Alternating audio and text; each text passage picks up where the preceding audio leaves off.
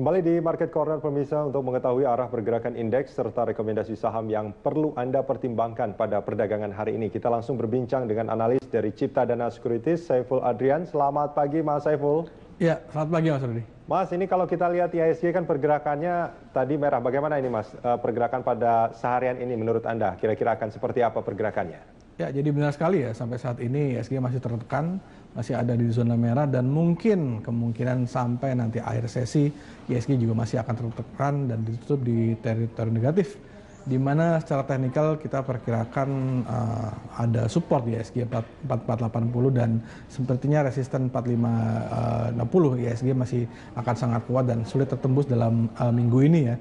Dan ini juga kenapa IHSG melemah, ini mostly karena sentimen dari global maupun regional, di mana kita tahu bahwa indeks di Amerika Serikat pada 5 hari kemarin ini menjadi yang terburuk ya.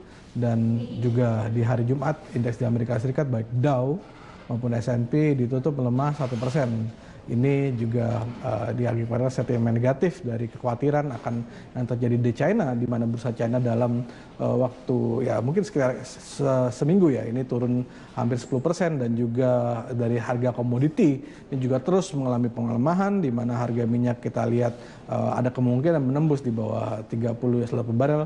Ini menyebabkan sentimen di global maupun regional tidak terlalu baik sehingga berimbas ke IHSG.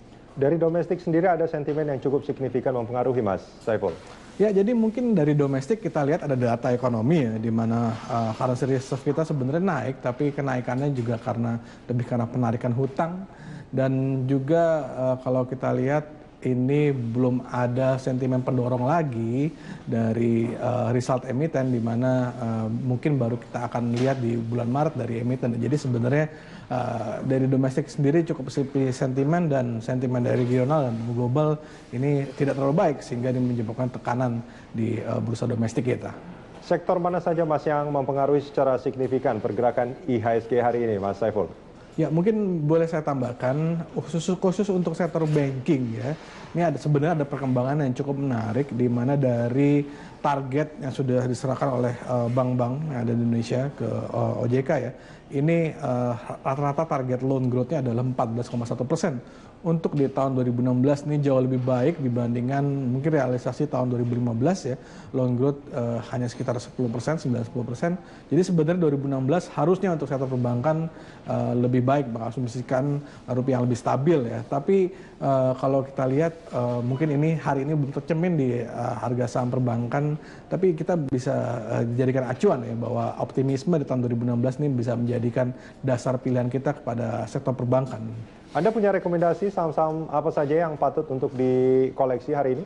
Ya, mungkin untuk sektor perbankan tadi kita sudah bicarakan ada beberapa bank BUMN yang akan menjadi penyalur KUR ya, atau kredit usaha rakyat di tahun 2016. Ini di mana pagunya akan dinaikkan oleh pemerintah. Ini bank seperti BRI, lalu BNI, Mandiri, saya rasa ini bisa mendapatkan imbas sentimen positif dari target penyaluran KUR yang dinaikkan di tahun 2016. Lalu mungkin jadi juga dari sektor construction ya, kita lihat nih pemerintah akan lebih serius lagi di sektor infrastruktur di tahun 2016 dan infrastruktur BUMN seperti contohnya PTPP, lalu Waskita, ini saya rasa masih cukup menarik dan bisa dijadikan pilihan. Untuk rupiah sendiri Mas, akan seperti apa?